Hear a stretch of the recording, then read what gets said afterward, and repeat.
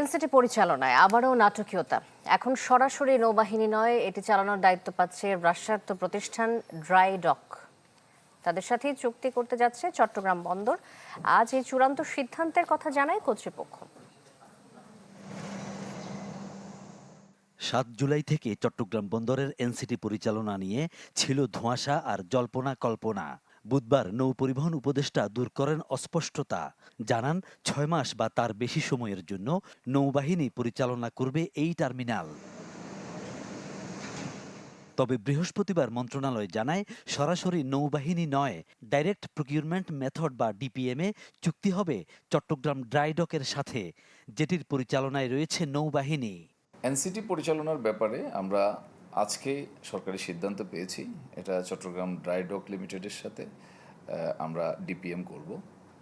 এটা ৬ মাস বা পরবর্তী ঠিকাদার নিয়োগ না হওয়া পর্যন্ত, পরবর্তী অপারেটর নিয়োগ না হওয়া পর্যন্ত, যেটা আগে ঘটে। সেই হিসাবে আমাদের টিম রেডি আছে, আমাদের টিম কাজ করে যাচ্ছে বিভিন্ন ইকুইপমেন্টের জন্য, জনবলের জন্য, সফটওয়্যারের জন্য, সবগুলোর জন্য আলাদা আলাদা আমাদের টিম করা আছে। দে আর ওয়ার্কিং, এবং ড্রাই ডকের একটা টিম অলরেডি তাদের সাথে অ্যালাইন করা আছে, তারা কাজ করে যাচ্ছে। ড্রাইডকের বিষয়টি আগে থেকেই ভেতরে ভেতরে আলোচনায় ছিল, তবে সামনে আসে নৌবাহিনীর নাম। কেন চুক্তি ড্রাইডকের সাথে হচ্ছে এর ব্যাখ্যা দিয়েছে বন্দর কর্তৃপক্ষ। নৌবাহিনী সরাসরি তো কারোর সাথে ডিপিএম করে না। এটা যেই ডিপিএমগুলা ধরেন আগেও হয়েছে বা হচ্ছে, এগুলো একটা সরকারি প্রতিষ্ঠান যারা এই সমস্ত ব্যবসায়িক কাজে নিয়োজিত, বিশেষ করে তাদের সাথেই এই ডিপিএমগুলো করার। এনসিটির বর্তমান অপারেটর সাইফ পাওয়ার টেক ৬ জুলাইয়ের মধ্যে ড্রাইডকের হাতে হস্তান্তর করা হবে টার্মিনালটি। বন্দর ব্যবহারকারীরা বলছেন প্রক্রিয়াটি হওয়া উচিত দক্ষতার সাথে, যাতে অপারেশন চলে স্বাভাবিক গতিতেই।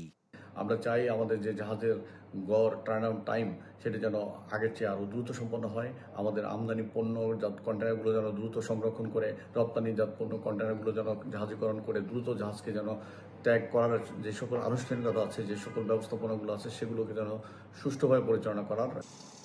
এনসিটি চট্টগ্রাম বন্দরের সবচেয়ে বড় টার্মিনাল, যেখানে বছরে হ্যান্ডলিং হয় ১৪,৩৪,০০০ কন্টেইনার।